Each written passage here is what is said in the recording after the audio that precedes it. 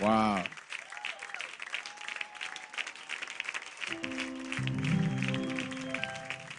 And what happened when Mary visited Elizabeth? This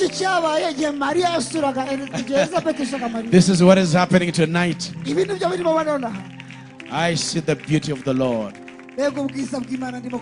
I see the glory of the Lord.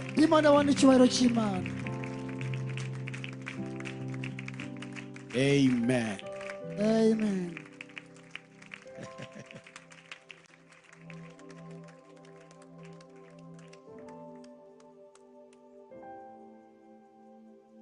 Amen. Amen. God bless you. Welcome, woman of God. We love you. I'll be honest, we love you. To be honest, we love you. Yeah, that is to be honest. We just know that if you have two people who loves you, it is these people. If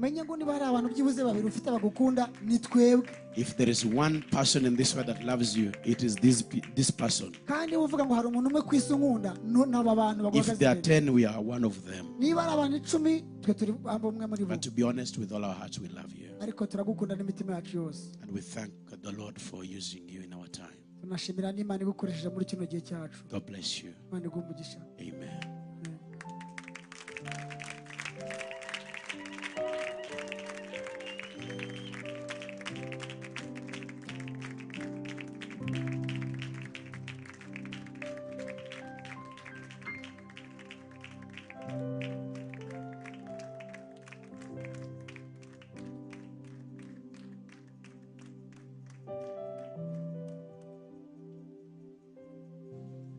Hallelujah.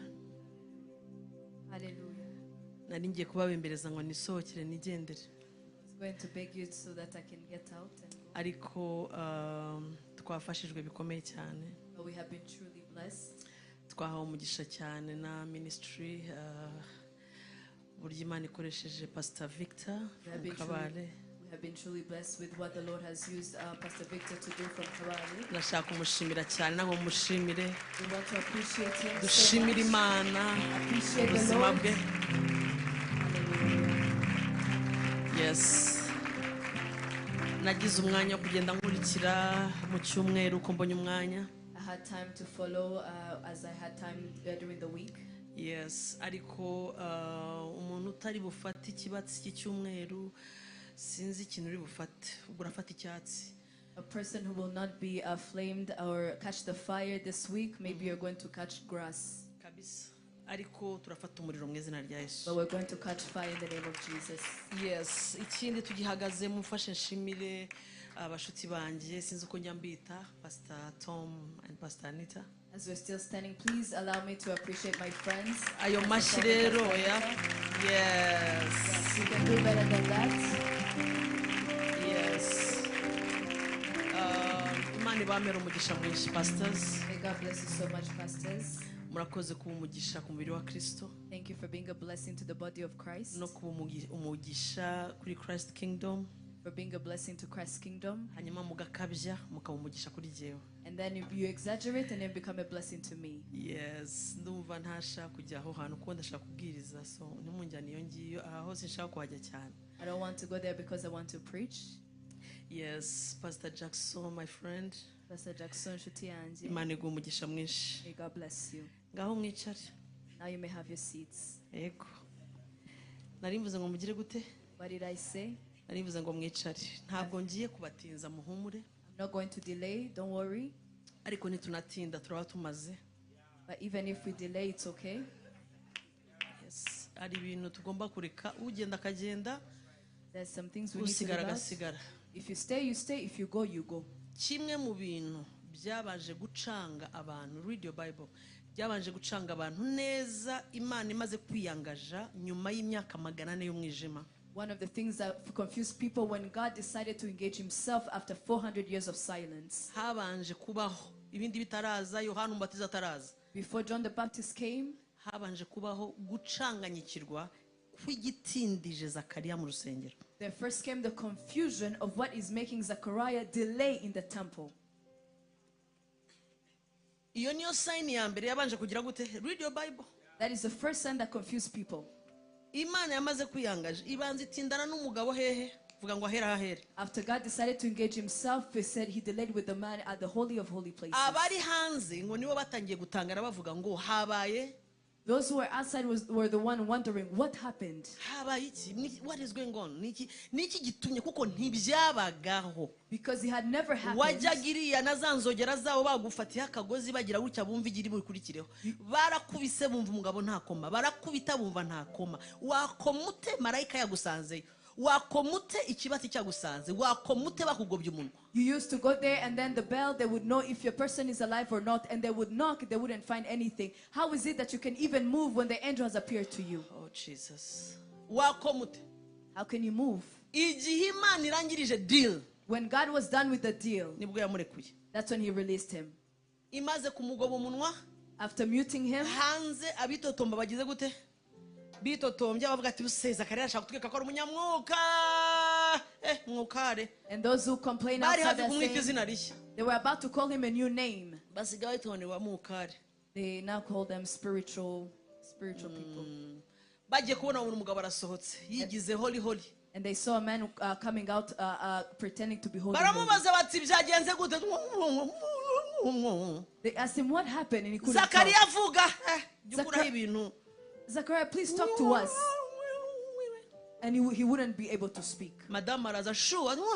The wife came and said, darling. He said, Bamenya ngo kabaye. And they knew something had happened. Nibamenye kibaye ariko bamenye ngo they don't know kabaye. Mbwirira ukwegere icyumweru kirarangiye bagomba kubona ko kakubayeho. Hagomba kuba ikintu cyerekana ko hari cyabayeho iri joro iki cyumweru mu izina rya Yesu. Tell your neighbor that after this week they need to know that there's something that happened. Nushobora guhura n'Imana ngo abakuzi be kubona ko hari cyakubayeho. You cannot encounter God and those who know you, they will not even notice that something happened. Niyo tabaye abakuzi. Even if it is the one who don't know who know you, urabimenya ko hari cyagize gute? even you yourself, you know there is something that happened. Ndasenze ngo iki cyumweru kirangire ubizi neza ko hari cyakubayeho. I pray that this week ends when you know very well that something happened. Icyo kintu cyaramfashe mvuze kuri Zakaria ku buryo buruko nsenze mbwira Imana ngo ndangize aka kanya menye ko hari iki. That thing really helped me to the point where I prayed to God and I said, let me finish this moment and I will know that something really happened. Irizerwa ku buryo irabimenya neza ikinzara yawe ivuze. He's so faithful to the point that he knows what your hunger means. Nicyo cyabaye kuri Yakobo. That's what happened to Jacob. Marayika yaramwingize wandekuye wo kagira abana batinda bafite benshi bambutse wo kagira abagore dore ngabari wo. The angel pleaded.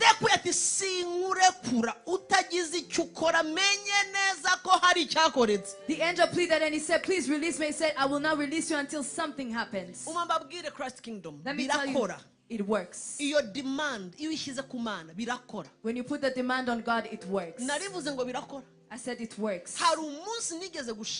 There is a day I put a demand on God. Bashyize kuri gakondo bakubwira ngo hagati y'izi tariki nizi ushobora kugira gute kubyara umwanya wari wose. When they give you an appointment, they tell you between this date or that one you can deliver anytime. Ni kera.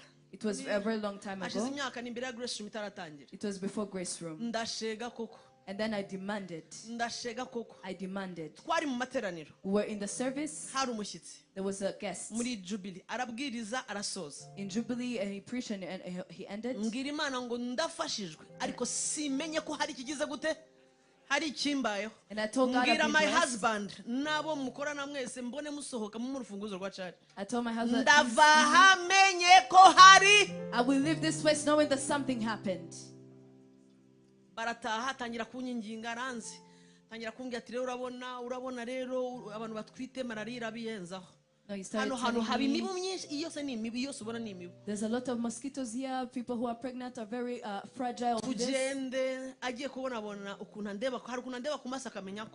is a way he looks at me and he knows that I'm not going to let go. And he said, may the Lord be with you with the mosquitoes as well. I will come back to pick you up. No shoes. And I was demanding. Nta kabaraga urumva umuntu uri bubyare nta mbaraga ntiwinyagambura ntugira gutyo umeze nka kamyo ibanza kubara imibare. mbwira Imana ngo sinshobora kunyagambura ariko wabyumvise simvaha. I told God I cannot move because of my condition, but you heard me. I'm not leaving this place. Zakariya icyatumye bamenya ko hari cyabayeho habaye sign yo gutinda mu nzu y'Imana. Reka mbasibwire hari umunsi muzaza hanimuhave. There is a time you're going to come here and you're not going to leave this place. You will not even count the hours. It depends on the hunger. You will not even know what happened. I stayed there. What did I do? I stayed. Midnight, I was there. When it was about a few minutes and I don't remember. I was next to the window. And I saw a light I cannot explain. It came through the window of the parking.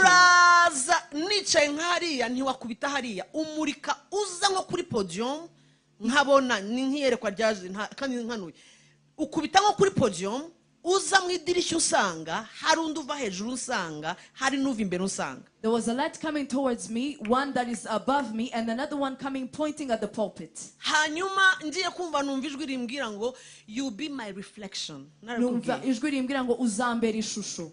Nguza yes ni ishusho buriya urebye ni nk'ibyo uza you'll be my reflection. Ego uza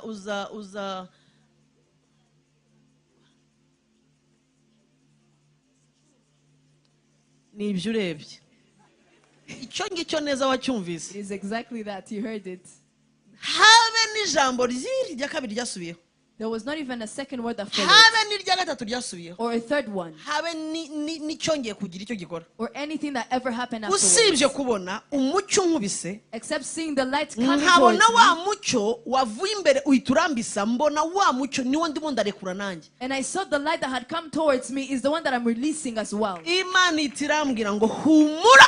And God told me take heart. You will be my reflection. Uzambera ishusho. Nahise nandika ntangira kureba Bibiliya yanjye ahiri n'ibitabo ndatashye umwana w'abakobwa. I wrote it and I said I took my Bible and I said now I'm going home. Umva nkubwire buriya utaha kare usoza kare utarumva n'icyakujyanya aho usengera. You go home early. You go home early even knowing what is it that has been spoken to you. Wavuze uravuga icyo twavugaga twasengaga barangeza kubwira tukavuga. Nta mwanya waceceka. You have spoken, you have heard. Kumve iki tubwiye dutahanye. Let us hear what he has told us to go home with. Ngira utahanye iki ubundi. Tell your neighbor, what is it that you're going home with? Twaravuze ikibatsi cyaraje ariko utahanye iki. Munyemerere nkoresha iminota mike hanyuma tumureke atubwire nyuma y'iki cyumweru icyo dutahanye. Let us use a few minutes and then he's going to tell us what we're going home with after this week. Ngirira ukwegereye turi kumwe cyangwa urumva natinze ujye gutaha. Tell your neighbor, are we together or you're going home?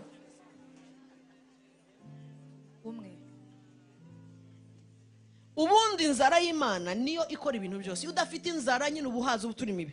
When you don't have the hunger of God, you are satisfied and you start burping. Yes. Iyo udafite inzara mu by'ukuri nakana abana mu rugo abo twabyaye iyo ubonye umukubise food inkoko ukayizana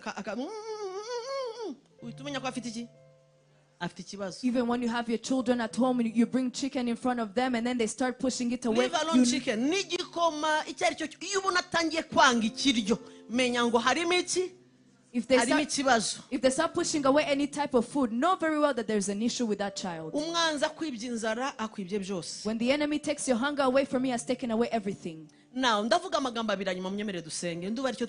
will say only 2 words and then we're going to pray. If you allow me. If you allow me. If we're talking about this word revival, you're talking about prayer.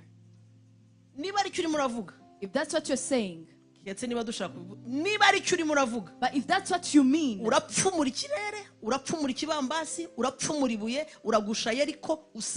you're going to penetrate through the wall, through the window, through Jericho, and you're going to pray.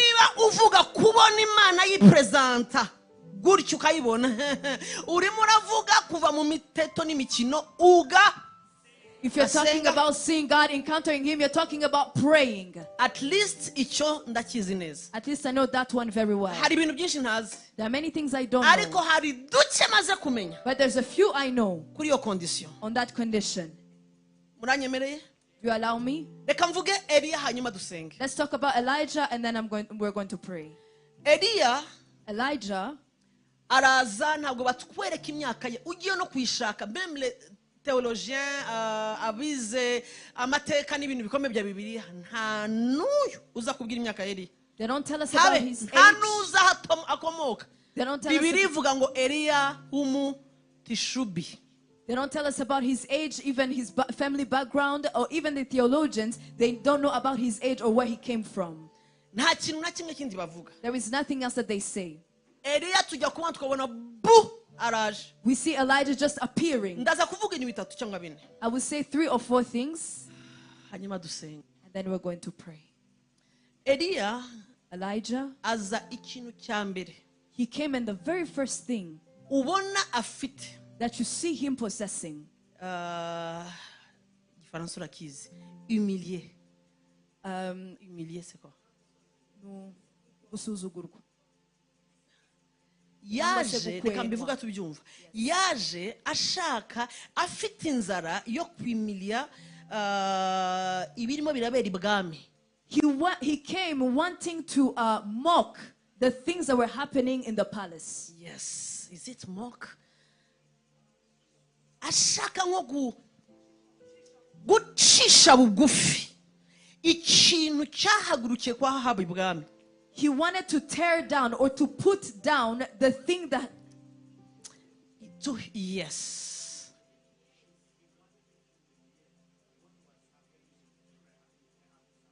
Big yes. Elijah wanted to humiliate what was happening in Ahab's house. Yaje umubonaza afite inzara n'inyota yo mukise kugira gute mu Nyarwanda yo gucisha bugufi imbaraga za Bali nandi hari na Ashera n'ibintu birimo birabera ibwami kwa Ahabu. He came wanting to put down or to humiliate the things that were happening with the prophets of Baal and Asherah and in the house of Ahab. Ibyaberagayo byari byaratumye ubwoko bw'Imana bwose bugira gute?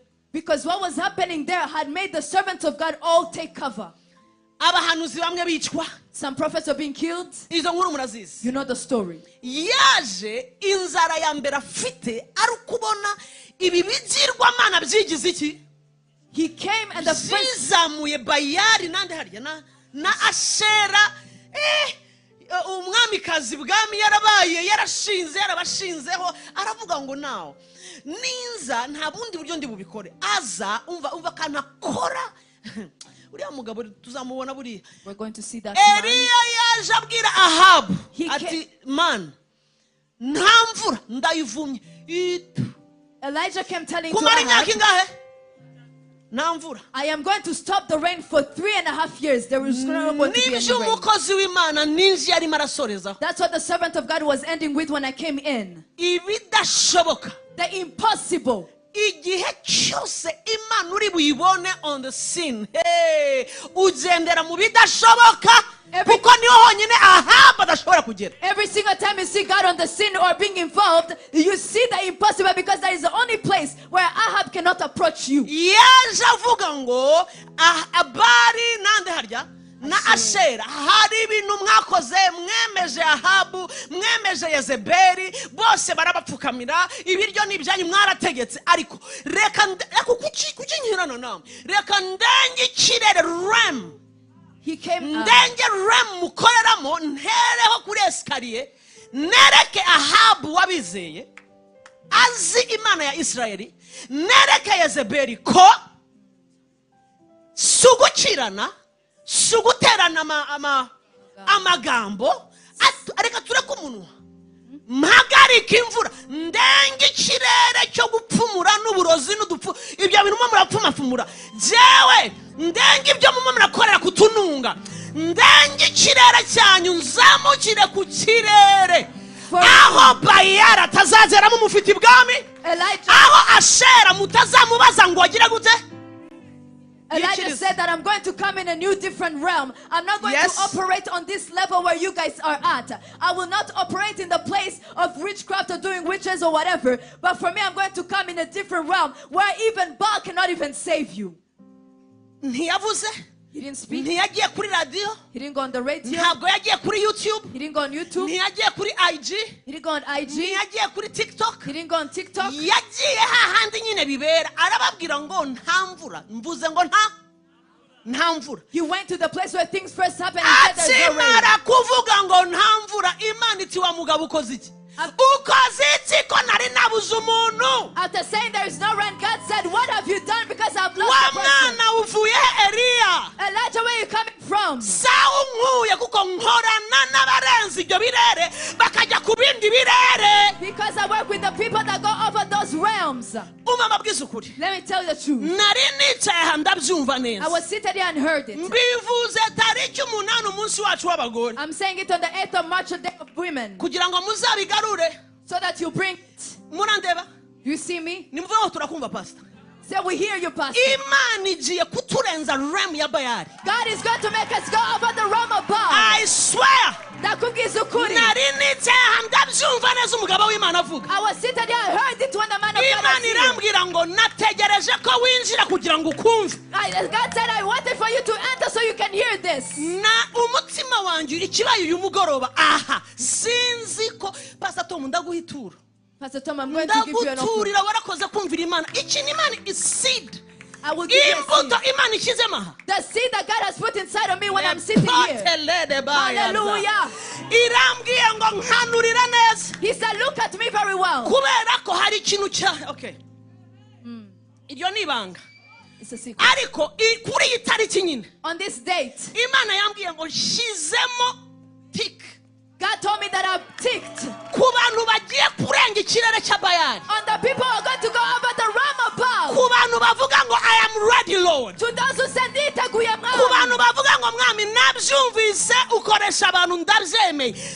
Imana yambwiye ngo ngiye kuba nutiteguye kubera ABCD yanyeretse ibintu bitatu on this same date. God told me, showed me 3 things, and He said, even those who feel like they're not ready, Imana irambwira ngo ibyo bintu ntabyo mvuze. I will not mention it. Bisohokeye rimwe. But He has come out at the same time. Nanjye nsohoye itegeko. And I'm also bringing a Rivuga ngo abagiye gusohoka. that says that those who are going to come Bakarenga ikirere. Reka mvuge ibyo Imana imbwiriye aha ibyo nanditse ntabyo mvuga. Let me say what the Lord told me when I was saying what I wrote, I will not Ngo say. nsohoye itegeko muhehe. That I'm bringing a command. Nsohoye itegeko mu mwuka. I'm bringing a command in the spirit Rihamagara abadashaka gukomeza gukorera mu kirere cya Bayali. that calls those who don't want to operate in the atmosphere in the realm of Baal. Igihe Bayali agikora ikintu nawe ukagikora muracyari kuri On same level. When Baal is doing something, you do the same, you're still on the Imana same level. irambwiye ngo God told me, ngiye guhagurutsa abanyenzara I'm going to arise hungry bagiye people gukorera mu kirere Bayali atazongera no kwihumuriza that will operate in a time of the Baal cannot even smell. kuko numvise gutaka kw'ubwoko bwanjye Because I heard the cry of my people. kuko numvise amarira aririrwa abantu batabona Because I heard the tears.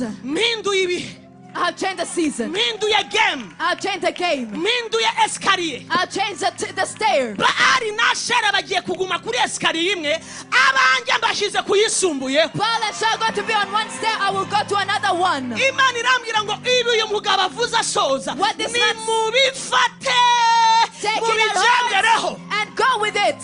Imana ikeneye ibyihebe God needs people who are bold and rebellious. mu mwuka munyumve. Rebellious in the spirit. Rebellious Or bold. God needs people who are selfless in the spirit. thank you ibyihebe madebida. He is looking for a selfless Ishaq. generation. Good bagiye kuvuga ngo daddy oh They're going to say, Daddy, dusohotse kuri Baal level we are coming from Baal's Ashera level. level. Or Asher's level. Ku rwego rwabo. Mark my words. Nimufate amagambo ndi kuvuga. Mugiye kubona iby'aya maso. You are going to see what these eyes Atarabona. have never seen. Imana yambwiye ngo singiye gukoresha abavuga ngiye gukoresha abagiye gukora. God said, I'm not going to use those who speak. I'm going to use those who work. Abagiye gupasuka bagakora. Those who are going to break through and work.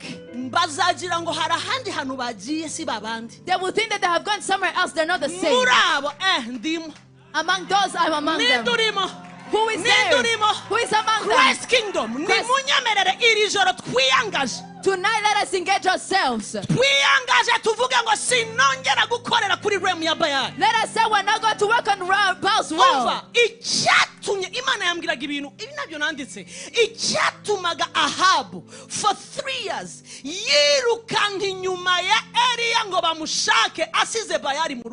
the reason why Ahab was running after Elijah, yet he was leaving Baal at home. He has left what is called a god at home. Superman. He has left what is called a god at home. A super god. And he would tell the army, go and look for Elijah for me. God has told me. They're going to look for those who are in another realm than Baal, yet they're living Baal at home. The world is going to look for you. Because these are days of be silent and work.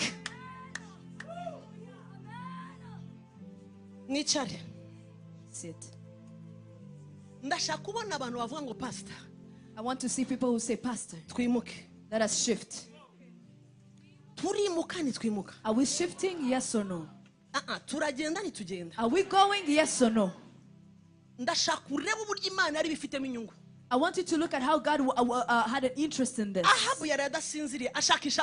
Ahab was sleepless all night because he was looking for Elijah. He's looking for Elijah.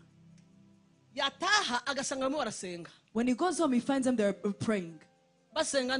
Praying who? Praying to who? Sacrificing to who? Saying that who is mighty and great. The first came confusion. It is spiritual. A spiritual confusion. They are praying to Baal.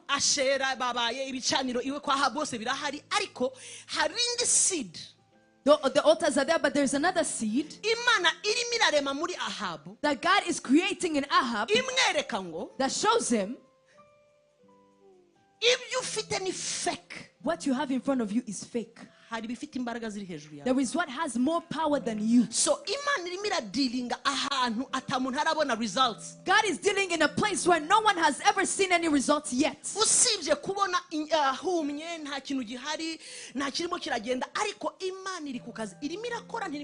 Except seeing the place that is dry, but is God working? Yes or no?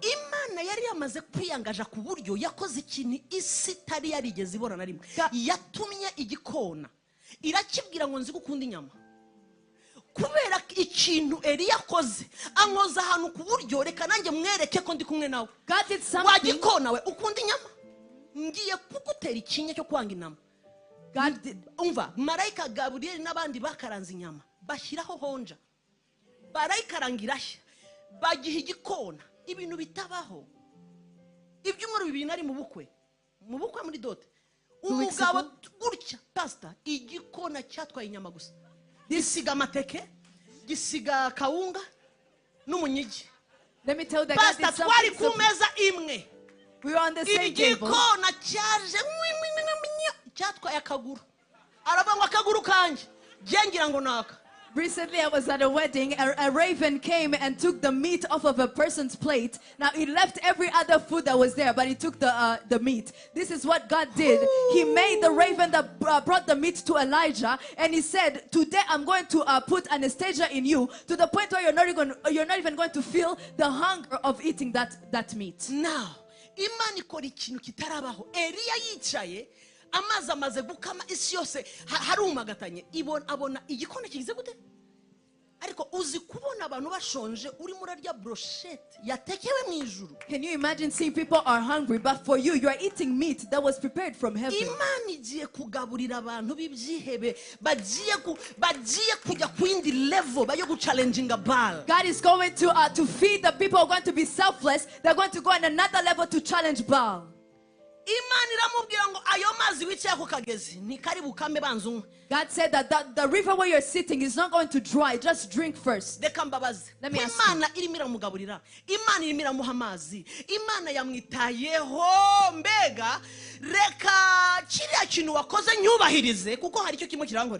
God is doing everything, catering for him, taking care of him, because God is saying, the thing that you have done, let me also honor it.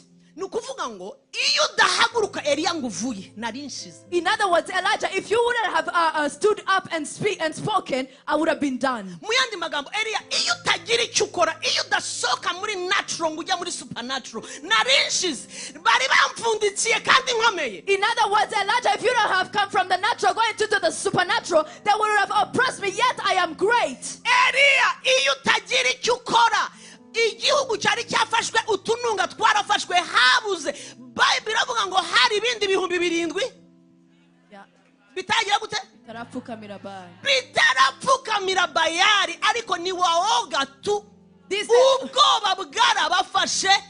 Umva nanze no gusoma ibyo nanditse, munyemere nambabwira ibiraha sibyo. Let me tell you what I heard when I was here, and then we're going to pray. Hari 7. So Imana yarabaze neza, 1 2 bangahe 3 100 igihumbi 7 ikababara neza ati urakoze mwana wanjye nturapfukamira. God counted all those people. Urakoze nshuti nturapfukamira. And then he would say thank you because you haven't bowed down to bow. You're a good person. Ujya mu rusengero. You go to church. Wanze kumemukira mu mutima wawe ngushyiramo ibigirwamana. You have refused to betray me and have idols in your heart. Ariko ndakugaye. But I have also denied you. No. I gaya you. Shagishakire ibintu nk'ibyo. I've despised you. Umva ndabagaye 7 mwe ndabagaye, you are there just for you 7,000. Murabana beza batapfukamye, murabana beza batajya bavuga Bayali, ariko igihugu kirafashwe. You are good people, you don't talk about Baal, but it is okay, but the country has been overtaken. Utununga. The mountains, all the top mountains have also been taken. Galilee has also been taken. All the mountains are gone. So muribeza, you are good, yes. You are good for nothing. Ask your neighbor, how good are you? Ask your neighbor, how good are you? To what degree are you good? There are seasons. Only being a good person does nothing to God. Because there are other realms that have overtaken other realms. Hari igihe gukiranuka gusana kuza muri church no gufata Bibiliya irabibona Christ kingdom. Thank you mwanze gupfukamira Bayali bana banje. There is a time bana banje ndabashima Bayali nashara prophet katika fire mwarayikubise. You have set fire. Ntacyo mumariye. You have set fire, you have refused to bow down to Baal and Asherah, but you are useless. Ntacyo muri mutegereje kujya mu ijuru. You are just waiting to go to heaven. Kugeza umunsi Eliya yavuze ngo 7 mwe mvuyemo. Until Elijah said, among the 7,000, I'm coming out of them. When he came out, God said, who is that? Who is that? Lord, I pray that you arise Elijahs in this time. These are not days of the 7,000. These are days of only one. Imana yapfuye kumva umuntu uvuga ngo ngiye guchallenginga Ahabu.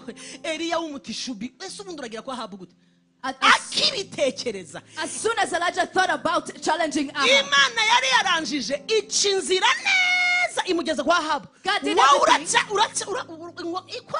God did everything possible to make it, to make the path to go to him. Who are you going to meet? Mark my words mundebe. Mark my words and look at me right now. Fire. Umva. God is going to make a path to put away for Elijah. As soon as you tune your thoughts and your mind,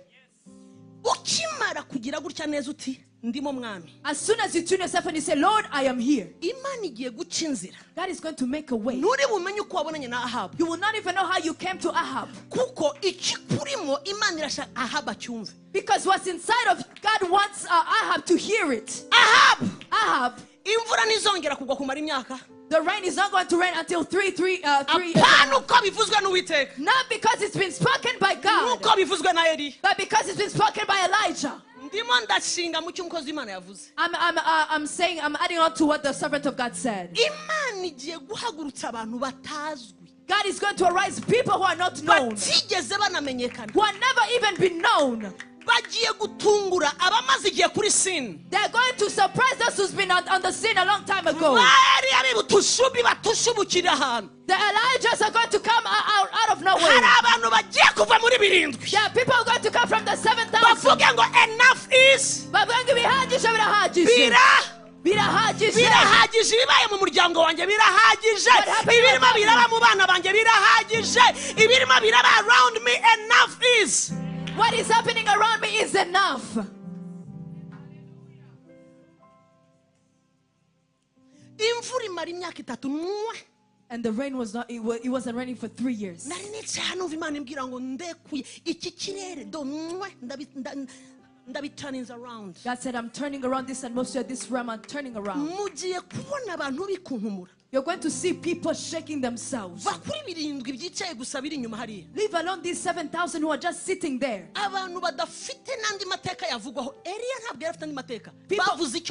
People who don't even have a history. They look for what they can attribute him to, something they can say about him, but they couldn't find it. What is it that they could have said? There's nothing. There is no past that is good that they can present. What is there? It is just to talk about where he comes from or the mountain of where he comes from. God is going to arise people who are going to operate in the spirit of Elijah. Where is that scripture? Luke chapter 1.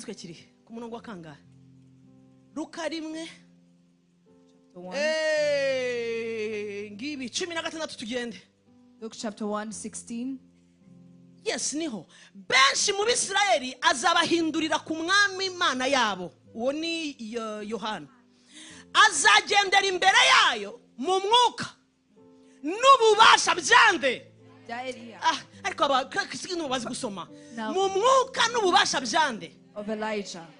And English. In English 16 it says, and he will turn many of the children of Israel to the Lord their God. He will also go before him in the spirit and power of Elijah. Who are they talking about? They're talking about who? John. Azasanganya umva imitima yabase n'abana n'abatumvira Imana ngo azabayobora abatu umva mission abatumvira Imana. Those who disobey God. Azagira gute? What is he going to do? Azabayobora mu bwenge bw'abakiranutsi ngo ategure ubwoko bwatunganyirijwe umwami Imana. To turn the hearts of the fathers to the children and the disobedient to the wisdom of the just, to make ready a people prepared for the Lord. Nukuvuga ngo umwuka n'imbaraga Eliya yagiyemo yakoreyemo biri transfer bishobora kuba transféré byaje kuri Yohana hari abandi bagiye kubyambara. Meaning that the spirit power that Elijah operated in, it is transferable, which means it came on John and now he was able to have it, which means that others can also have it.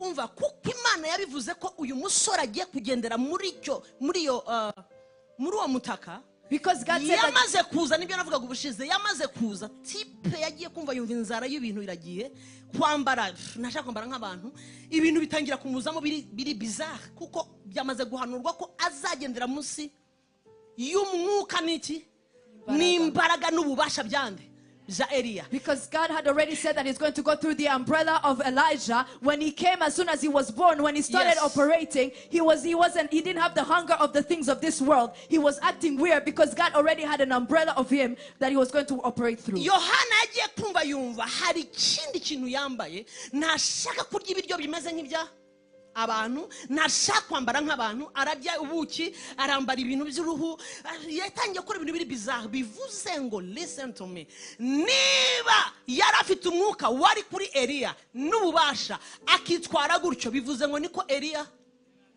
yitwaraga.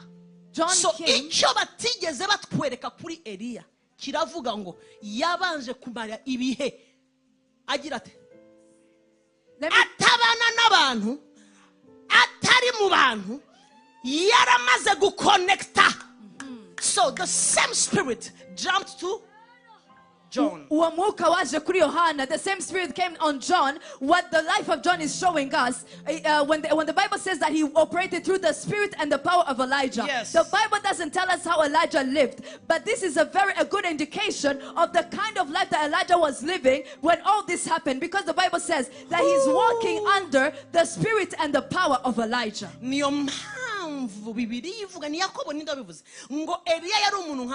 That's why the book of James says that Elijah, he was a man like us. He had the flesh just like you. He was like you. He was eating like you. He was among the 7,000 just like you. But he prayed unceasingly. He started groaning.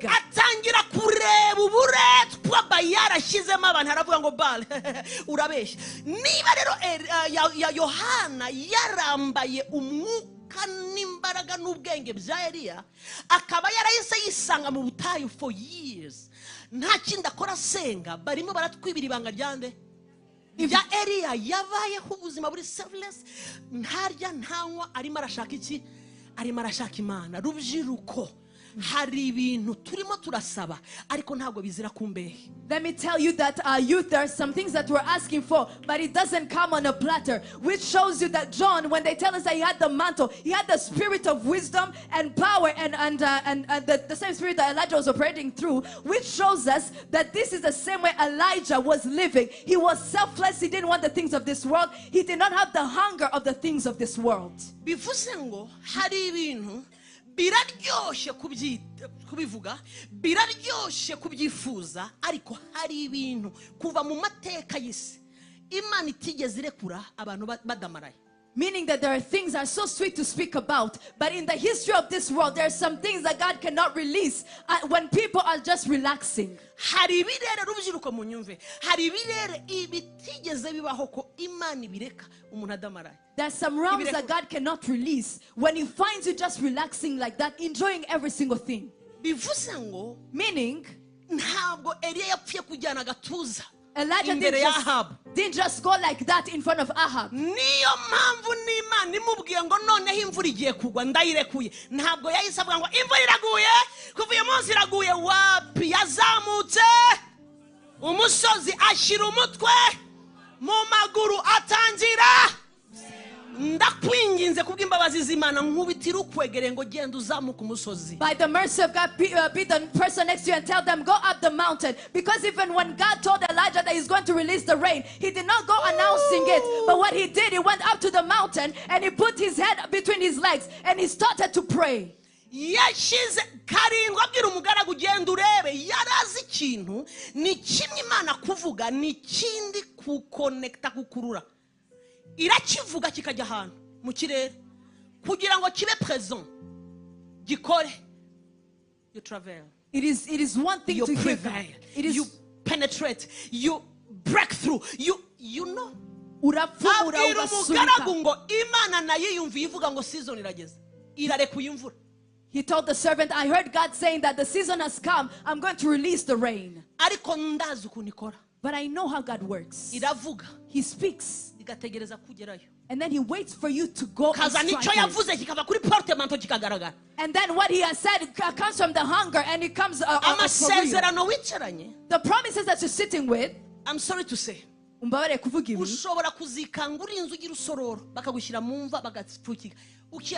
you might find yourself end up at Rusororo. They're going to bury you when you're still speaking about the promises. They don't speak about the promises, they pray about them. They don't speak about them, they actually take hold of them through knees.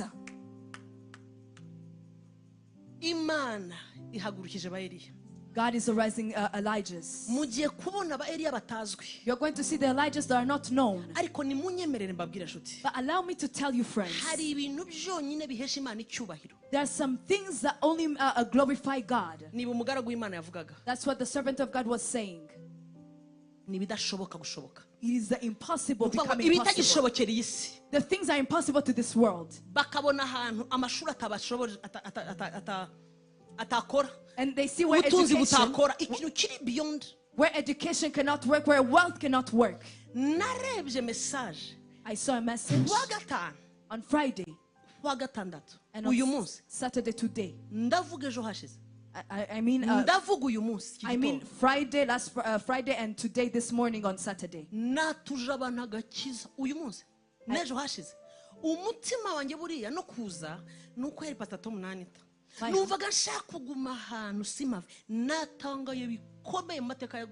I was truly surprised in the history of Grace Room what happened today.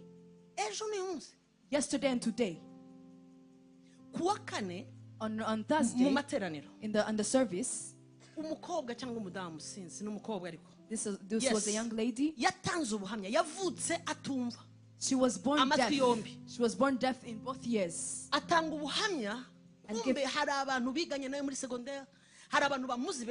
are many people who know her.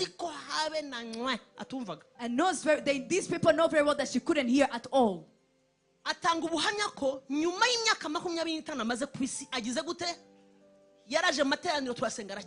came in the service, we prayed, and she could hear.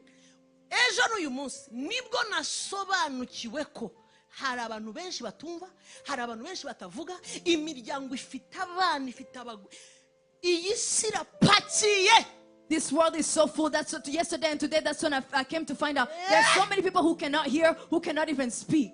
Yeah. Message nazaga pastor kwatura gusa berenda kwatura nari muri nta mwanya subiramo mwami Yesu nasubirishije abantu mwami Yesu wari watuza abantu ukaruha kuri telefone. Have you ever led people into the prayer of salvation and then you even get tired? Abanyeshuri biganye nayo muri kaminuza pastor, they called rero je yomboje kuri message ngo ndashaka kwatura nareka ibindi byose. The students who want to go with her, turamuzi Yesu asigaye yumva pastor turashaka Yesu jewe ndanga kuvuga amadini numvisa amadini ntarumva apana yamuvuga ngo jewe nsengera muri binibi unoze pastor nsengera ndashaka Yesu pastor abiwa abamuzi aba Yesu we amakouple harundi washimye kuwa kane yaramaze imyaka 9 yaratandukanye n'umugabo we completely ntabwo bavugana barangana. Umwaraza yicara hariya undi yicara hariya mu materaniro amwe ndabwiriza ngo arafashwa afata message andikira umugore we ati mbabarira umugore ati ndi muri Grace Room turavugana nyuma umugabo ati nanya niho nicaye ndimo ndafashirizwamo. There was a couple that had been together for 9 years and they were separated, and then they came to Grace Room. One was seated on this side, the other one was on that side. As I was preaching, the Spirit led them to apologize to each other. One wrote and said, I am sorry. The other one said, I will call you, I will speak to you after the service because I'm in Grace Room. The other one said, I'm also in Grace Room. And now today they have reconciled.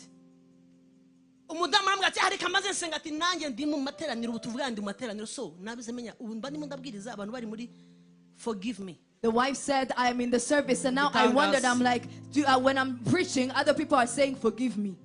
Pastor, and he said, when I ended the service,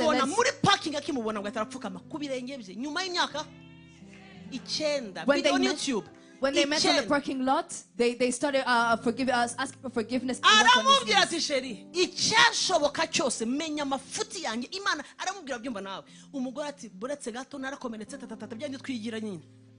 Nyuma y'igihe barasubiranye ubu bari kumwe aratubwira ngo nacuruzaga isambaza mbona uko abana bagira gute babaho atunaje nitwaye mu modoka yanjye mfite kenkayori yanjye Imana yabikoreye rimwe ubanyani burangiye Friday n'uyu munsi nakiriye amakupra maze 20 ans imyaka 20 umugabo yariza amarira arambwira ngo pastor banyoherereje ibintu ndavuga ngo niba bishoboka sinshaka kuzapfa abana banjye ntongeye kubana nabo. After that couple gave a testimony of how they reconciled, yesterday and today I received a lot of messages of people who had been together for 20 years or have been separated for 20 years. And they said, Pastor, I do not want to even sleep without being with my children anymore. I want to reconcile things. I want to make things right. ndamubwira ngo umudamu wawe ariho kuko umugabo yariraga cyane ariho pastor watuje hagati tuga pastor nabwo ni nimero z'umugore mu kwizera ngiye kuvuga umugore arazima ni hallo ni pastor Julienne Yesu we pastor wanje. This husband was crying so much, and he said, and I told him, give me your wife's phone number. And when I called the wife and said, hello, who is it? And I said, it is Pastor Julienne. And she said, oh, my pastor. And I asked her, where do you live? She said, I'm in Kigali. Pastor, where did you get my number? And I said, do you know so and so? She said, yes. Yes, she said, where did you get that person from? And I said, this is a servant of God. And he said, since when? That devil, and I said, yet I am your pastor. And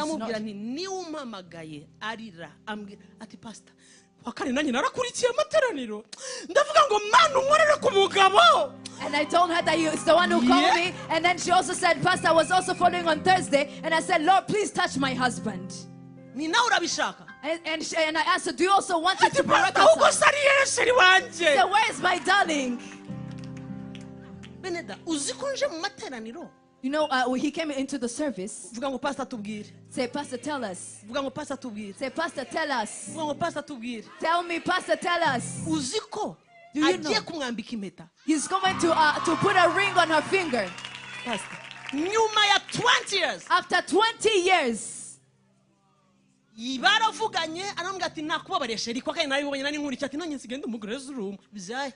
They talked, and then he said, on Thursday I was following and I forgave you. And he said, yes, now I'm also a grace member. And I'm also saved. That is the husband speaking. So, now they are going to get back together. The houses they had, they sold them.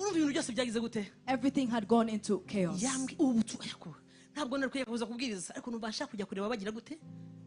I wanted to go and see them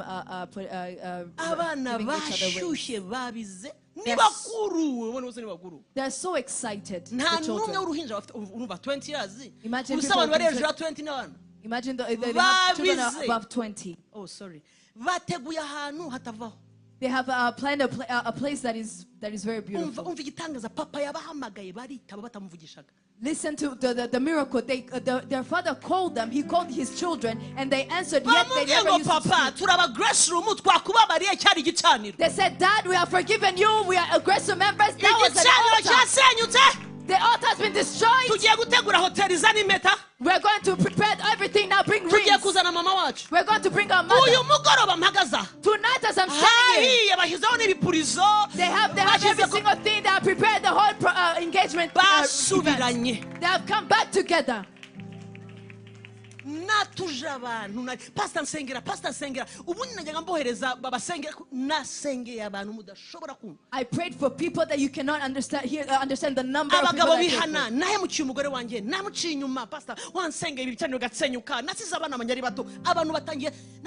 one miracle, one like this. Ibitangaza kimwe gihurutuye abantu kubera iki abantu ntabwo babona Imana twavuze. People started coming all together, all around, because of only one miracle. Let me tell you guys, God does. People don't see God just because you have spoken. They see Him on a certain level. But there is something that God has hid in a realm that is above Baal's realm. To the point where it doesn't delay because your heart becomes humble. You speak and then your heart, when you preach, your heart is starting when they see something that is above Baal, now there's no thinking about it, they immediately bow down.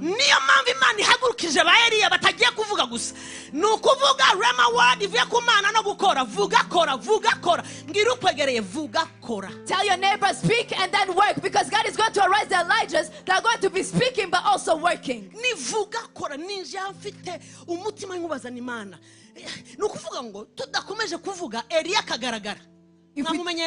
If you don't continue speaking, Elijah, and then Elijah is you and I and so many people here. Do you remember Elijah at the Mount Carmel? Tell me, how many words did he say? How many hours did he preach? How many minutes did he speak? Today. Today, let it be known. When you have prayed a lot, you speak a few words. When you haven't prayed enough, you speak a lot of words.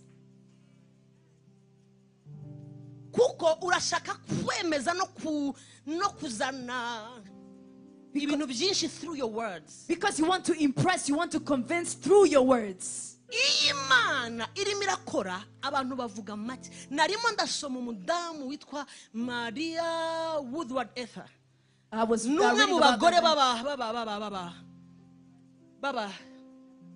revivalist babayo. She's one of the women who are revivalists. Her name is Mary Woodward Ether. Yabayeho mu gihe gikomeye yagiye gukorera ahantu hakomeye bamuzomera. Bamubwira bata you woman. Ntibumva bameze gutya. She lived and she worked in a place where people were just saying these people cannot hear. They're so they have hard hearts. Umugore abona abantu ntibumva. This woman realized that these people truly cannot hear. She spoke and people were looking at her as people look at the TV. She got all the revelations through the servants of God and people were just looking at her. This woman shifted. That book says that she sought God. Listen to what happened. That has never happened. I can testify that this thing has never happened to anyone. God does a new thing depending on the generation he's doing it in. He doesn't do the same thing. When people seek God, he does what is opposite depending on the demand of what that thing is. Let me end by this. She prayed. Listen to how God answered her. They saw the woman.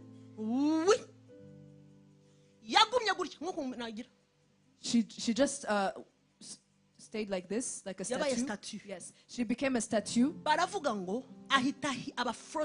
And then she became frozen. She turned into ice. They would touch her and they would see water dripping off of her. Just like when you touch ice, that is how she was. And then she came out of this world. She was just like a statue. They waited for 10 hours. Night came. They pushed nothing. And then the news came up.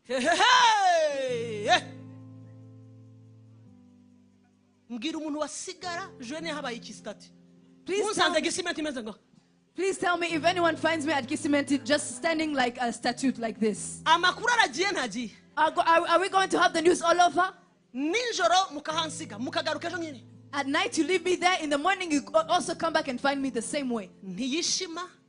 She doesn't scratch herself. She doesn't see.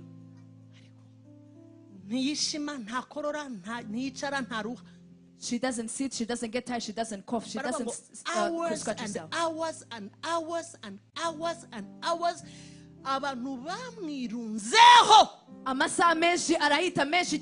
And people came and were there as a crowd. And then the whole entire country came to see. They came to see what happened. They came to see what had happened. They will this person is dead. This person cannot see. They cannot blink. They're just standing. The woman stayed there. And then now the newspapers, all the journalists, they started speaking media. The whole attention came upon her. And then in a few minutes they saw her coming back to life. She came back. And she said, Jesus is Lord. But as they were still scared like that, she said, whoever wants to fall down. He said, now follow. baramukurikira ngo yari yarubatse urusengero rutariho abantu. They followed her and she had built a temple that didn't have people. When they followed her, those who were followed, they filled the whole entire temple in one day. They knelt down and received Christ. The revival started.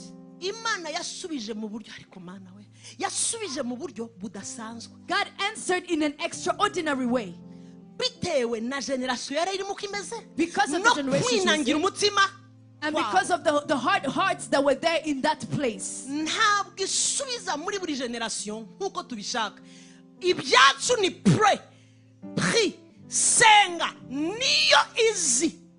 He doesn't know.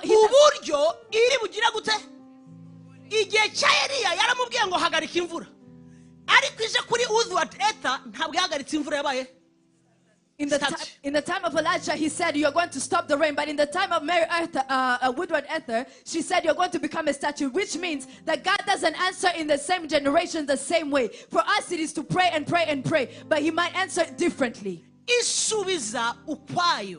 answers in his own way.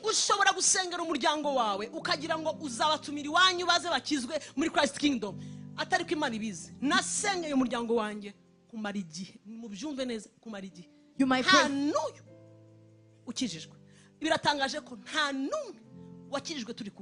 You might pray for your family. You might pray for your family and wanting them to bring them in Christ's kingdom, and you thinking that that's where they're going to be saved from. But let me tell you that I also pray for my own family. And let me tell the truth, none of them were saved in the same place. I didn't even know how they were saved.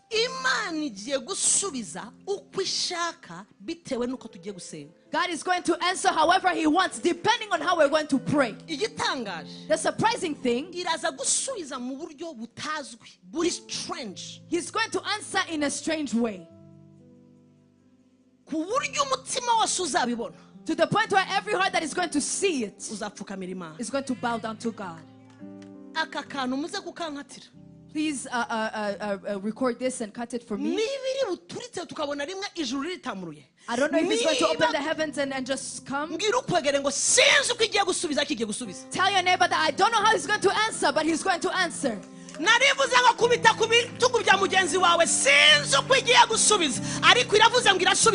your neighbor and tell him I don't know how he's going to answer, but he has said that he's going to answer.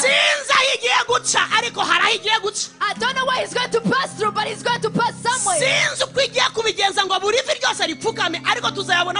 don't know how he's going to do it, so for every need to bow, but we're going to see them bowing. I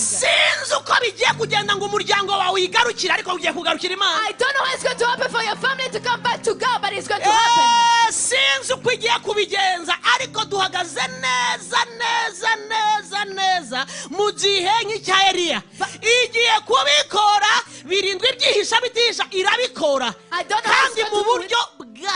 I don't know how it's going to do it, but where the Elijahs we're going to be here, we're going to stand, we're going to do it the same way Elijah did it, even though the 7,000 are hiding, but God is going to do it in his own way.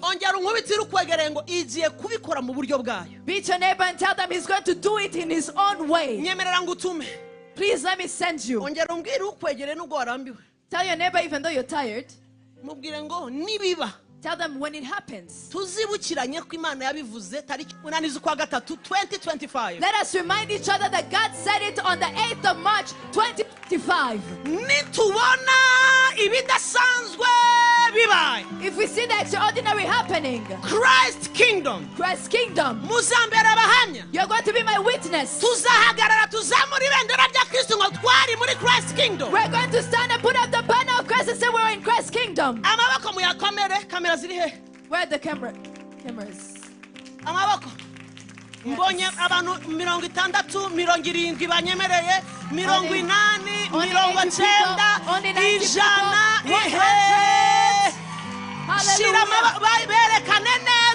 Show the whole entire congregation.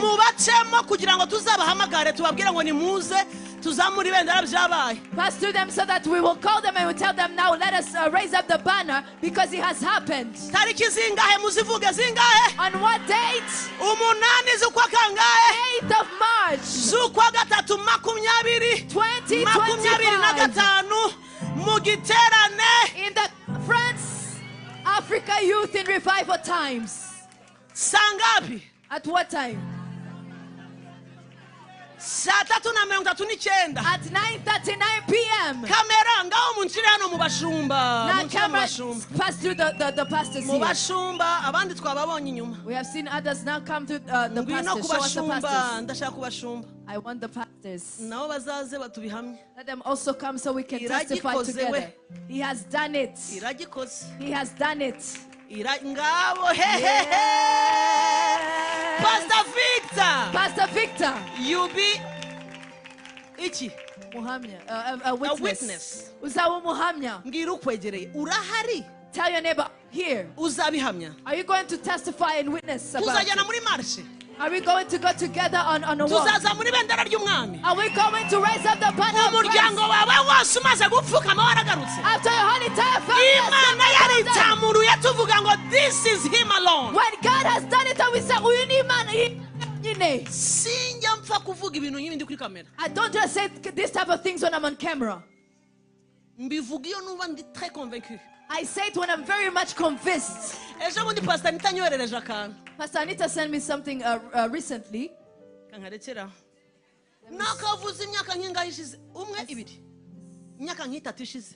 I said it 3 years ago. And then there was a few people in Grace Room and I said, you are going to be here. So now what happened in that time, what I said that time is what we're in right now. Kingdom. And what I've said here in Christ's kingdom, it is not very far. Your eyes are going to see it.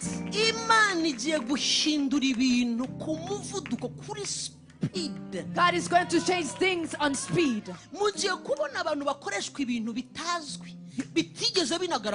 going to see people crazy. You're going to see people doing crazy things that have never even appeared or happened.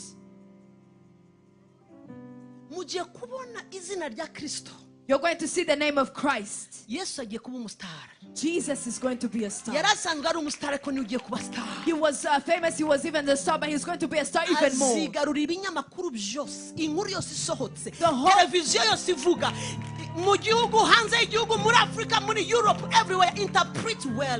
yes. All the media houses in Rwanda, in Africa, internationally, all the continents, God, Jesus is going to bring back all the media houses back to all their attention to him. All the big TVs. I tell you the truth. Elijah, the spirit of Elijah, the youth is going to work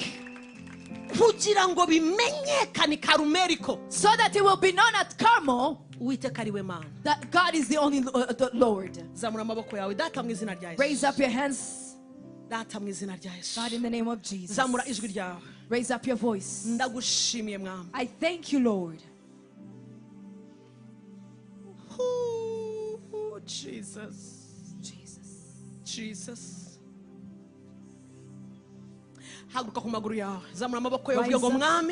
Raise up your hands and say, Lord, let it be me. Let me not be left behind on what you want to do. Let me not be left behind for what you want to do. Let me not be left behind for what you want to do.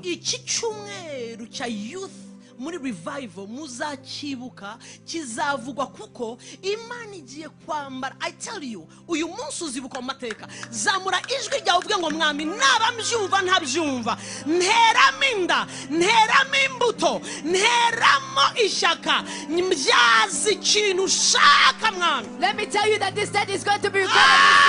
Tell God, even though you don't understand, tell the Lord to put a seed inside of you. Father, let me have something that I can find. Father, stand or not. Give me a seed and a pregnancy. Give me a pregnancy of what you're about to do. Burst in tongues. If you're among the people God is going to use, online, whether you're following online, whether you're here, tell God I'm not going to remain behind. With the spirit of Elijah, the spirit of Elijah, the spirit of Elijah, the spirit of Elijah. ucisha bugufi bayari, ucisha bugufi bigirwamana, ucisha bugufi bigirwamana, umwuka wa Eliya wongera kuzamura ihembe ry'agakiza, umwuka wa Eliya utuma Uwiteka yongera kuba Imana, umwuka wa Eliya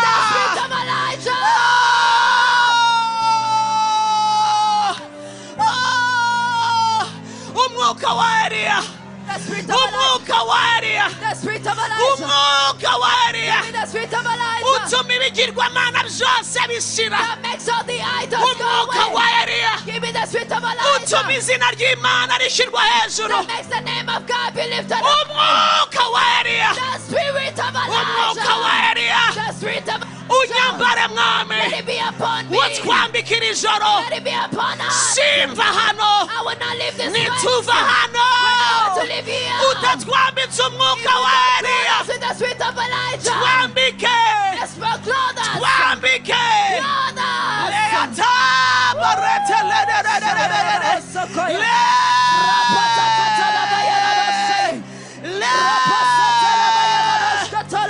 Spirit of the living God,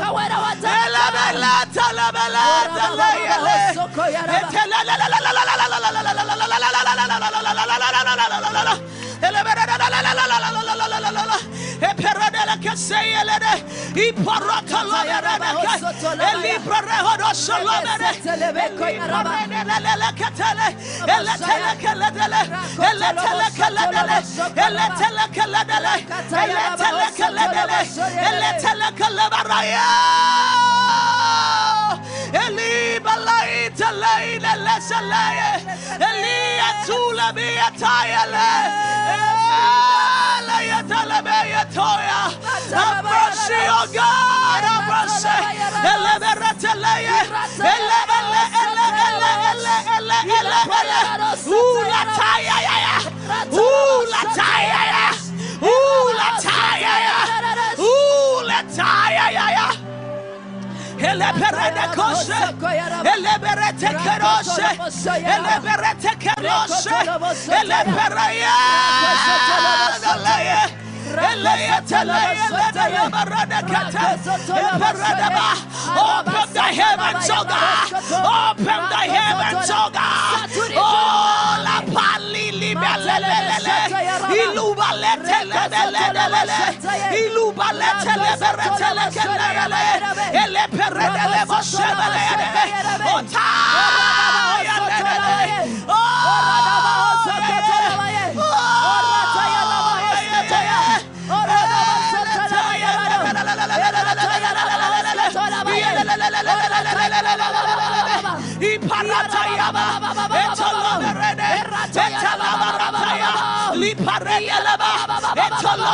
open the floodgates of heaven, open the floodgates of heaven, opali ilibilato, ilato kelebeye, ezole balataya, ele perina lajo, ele nesopareya, ele talebereya, otototo, etatata, iparata, etelepa, alatoye, eli parataya, liotolo berataya,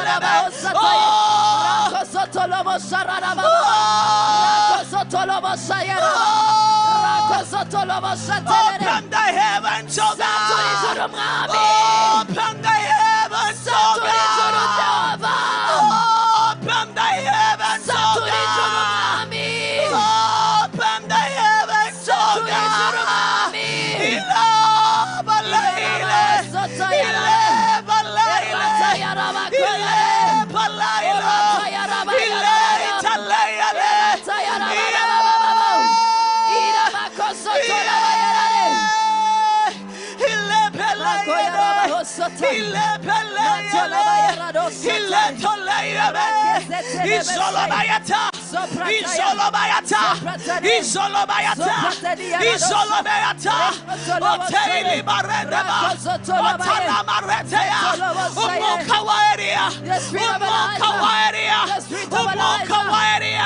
warawohereje igihe cya Yohana Umubatiza ongera ubikore mwami ongera ubikore mwami urongera urabikoze mwami urongera urabikoze urongera urabikoze urongera urabikoze urongera urabikoze urongera urabikoze urongera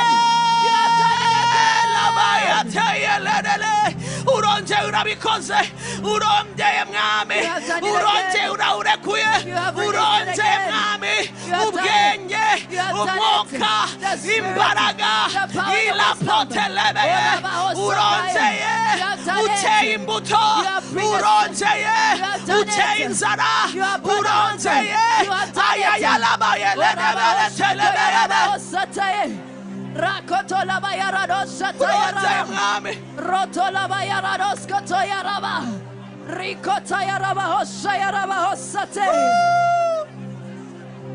Yetola iraba ele Tayaraba hos Elebera sapaya di Kotola bosaya Edi Elai Elai Rakotola Elai Rakotola Elai Holy Pala Eletele Eleberazolo Onjarama Uronjeye You have done it again. Uronjeye You're doing it again. Uronjeye You're doing it again. Uronjeye You're doing it again. Uronjeye You've done it again. Urokoze mwami